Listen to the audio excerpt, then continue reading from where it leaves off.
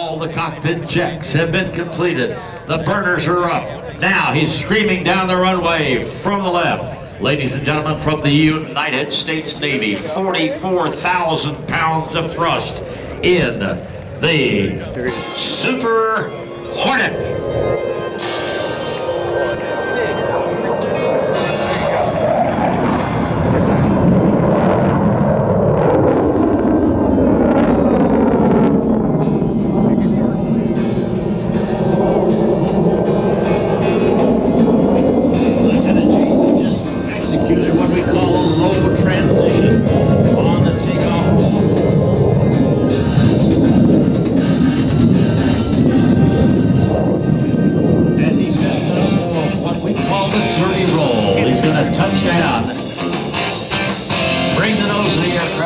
Select afterburner and execute the dirty roll.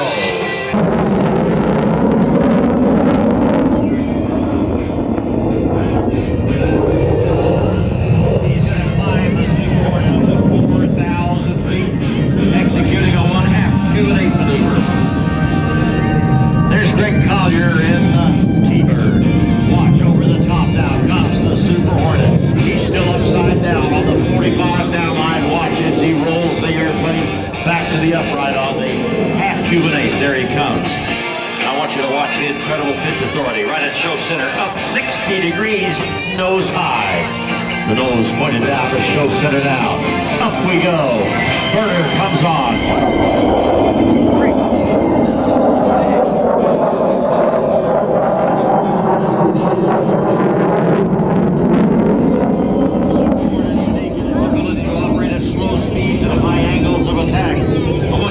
Now as the aircraft rotates 180 degrees while in almost a flat attitude. We call it the flat pirouette. Watch him sky high now as he goes above the skies here at Luke Air Force Base. Watch the airplane. Pushes over. Now here comes the flat pirouette. I want you to watch the airplane rotate around. There we go.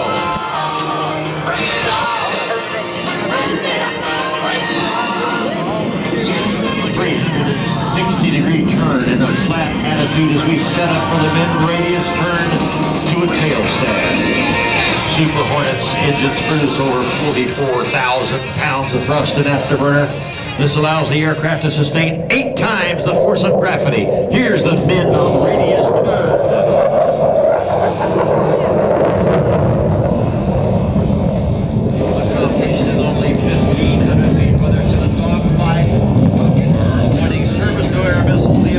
Super Hornet to turn in a very tight space gives it a tremendous advantage. Now watch as he rolls wings level and goes to the tail stand. Points that nose once again to the vertical here above Luke Air Force Base.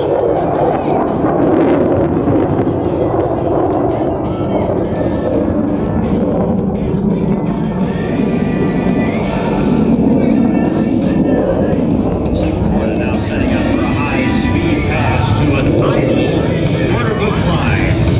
During this maneuver, the aircraft is going to approach at nearly Mach 1, demonstrating the use of speed to surprise an enemy. And if we got any moisture in the air, you may see some of the white vapor coming off of the Super Hornet, indicating that it is close to the speed of sound. Keep in mind that the speed you're going to see the aircraft come by is only half of what the aircraft could do. As he passes in front of us, Lieutenant Jason is going to pull the aircraft into the vertical and quickly point the jet back at the earth. Accelerating now from the right, almost the speed of sound. And I want you to notice that the aircraft will get here before the sound gets here. From your right, the Navy's Super Hornet to the high-speed pass.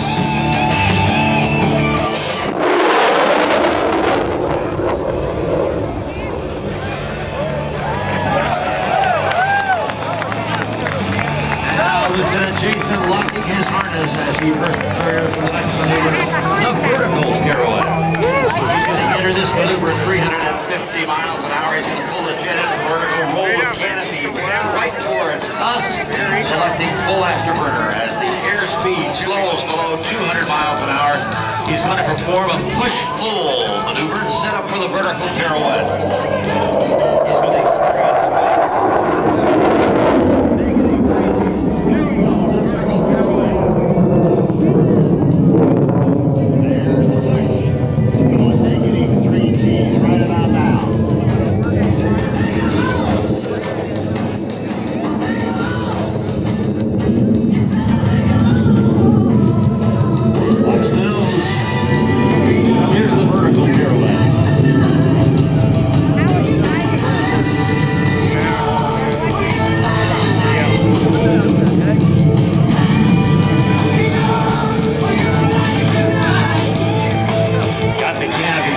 towards the crowd. Now he rolls it out to set up for the square loop.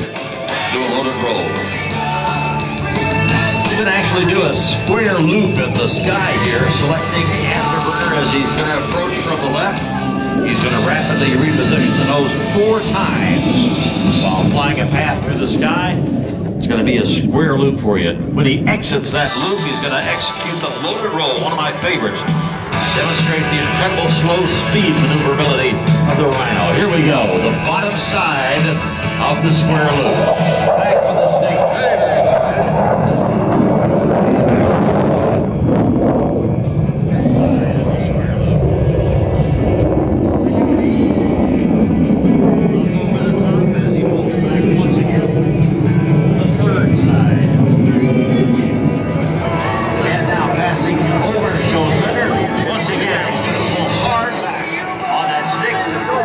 Complete the 4th side of the square loop.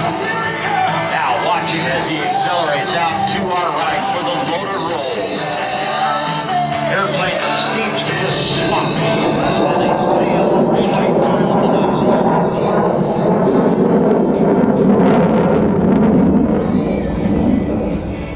All right, nose comes up, flush now.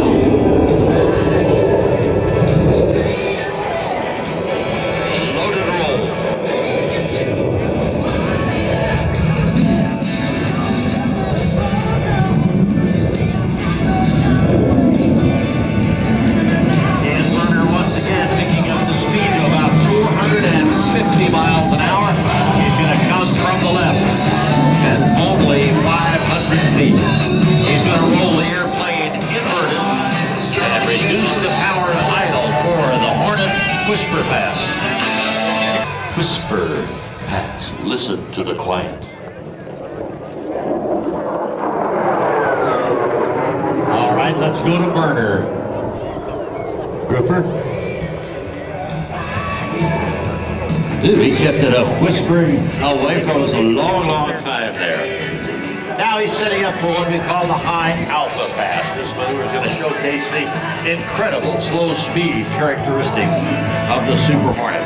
Sometimes, you know, it's the aircraft with the ability to fly slowest that will have an advantage in air-to-air combat, as the potential adversary may be forced to fly in front of the fighter. Let me tell you, a few other aircraft in the world would attempt to maneuver at this slow speed and nose-high attitude. The 40,000-pound FA Super Hornet remains completely controllable at less than 100 miles an hour with 2 digital flight control computers aiding the aircrew. You might notice the tail moving very, very rapidly. That's showing you that the computers are doing their job. Once it's show center, he's going to select afterburner, climb to 3,000 feet. Look at the tails and see if you can see them moving very, very rapidly.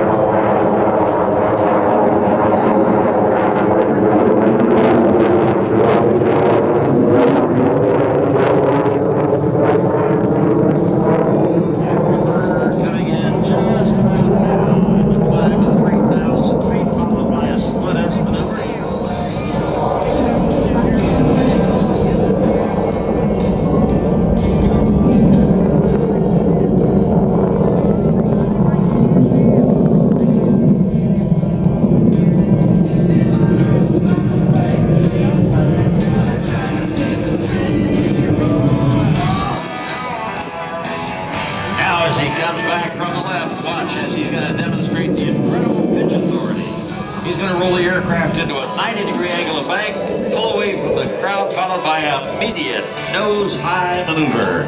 Watch this. The pitch demo.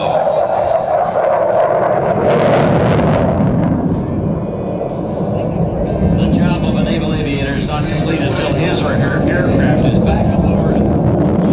Landing on board a tiny moving runway in the middle of the ocean is a skill that's been continuously perfected throughout naval aviation history. The approach to the carrier is often the most dangerous part of the naval aviator's mission. Landing your aircraft at 130 miles an hour on a few hundred feet of floating steel is extremely challenging and a matter of great pride.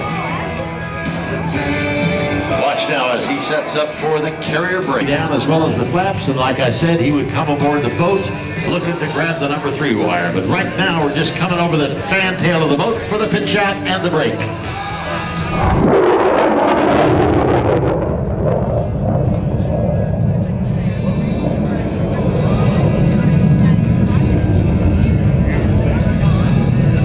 Watch now as he starts to retard the throttle and sets the Hornet up for coming aboard the boat.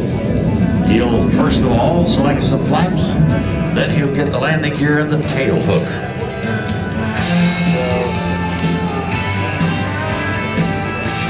Incidentally, the Hornet flying today.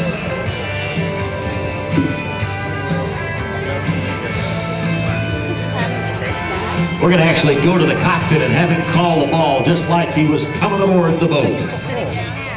There's 1 to 4 steel cables stretched across the deck. He's looking for the number 3 wire. Now he's on a right base out there, turning final approach to the boat.